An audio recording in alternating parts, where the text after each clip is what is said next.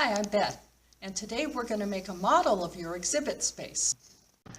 You're going to need a cutting mat, a box cutter, a straight edge with a T-square, piece of foam core, marker, pencil, white glue, glue stick, and pins.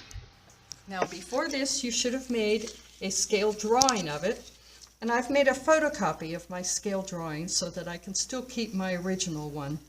I'm going to glue this down to some foam core. You can get foam core at any art supply shop, and I've got a cutting board underneath and a utility knife with a new sharp blade. So I'm going to glue this down to my board, and I'm going to cut around it.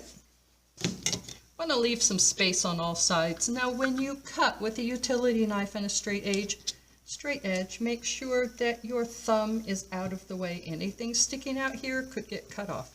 So keep your thumb out of the way. Try to push all the way through the first time when you punch into the foam core. You can hear that nice cutting sound as you go across. The sharp blade, you should be able to cut it on the first try. I'm going to cut the other side.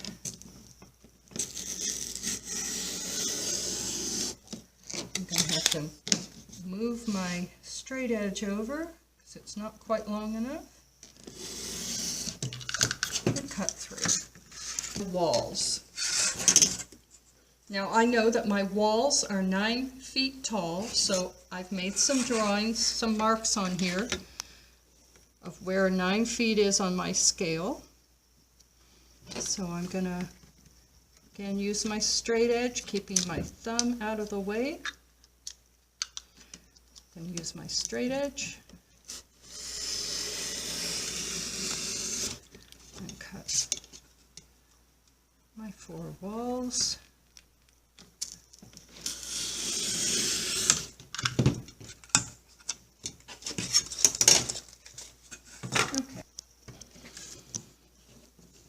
Okay, so I've got my walls cut out, and also I want to make sure I've indicated on these walls where there are electrical outlets and light switches.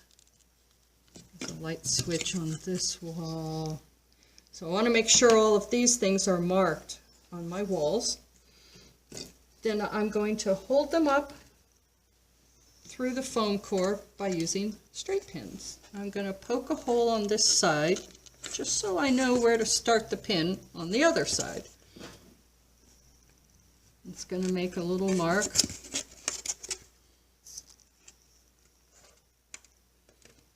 Get the pin started just a little.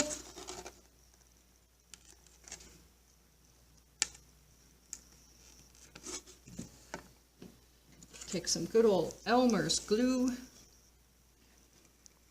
run a little bit across here,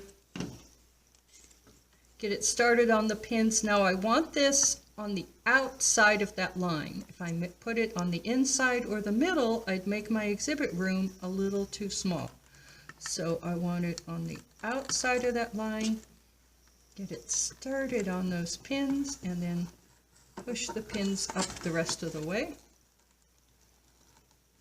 And there's the first wall, which is always the hardest one. Okay, so I've got all 4 walls put together.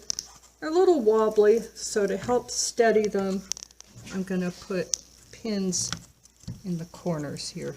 It's better if you get flat pins that don't have heads, but at least these are white and they won't show up.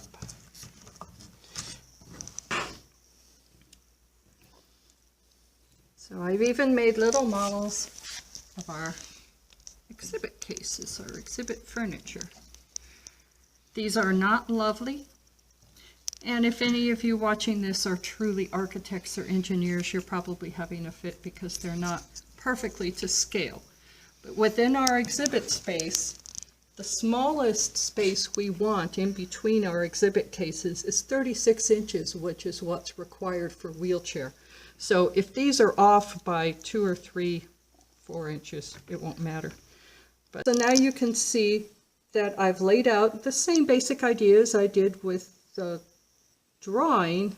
And you know, now that I'm looking at this in 3 dimensions, I can see that this corner seems more cramped with 3 dimensions than it did with just 2. So this is a good idea. These are some of the things you can figure out with a 3-dimensional model. Took about a half an hour to make, and it will be used over and over and over again for every exhibit the museum does for years to come.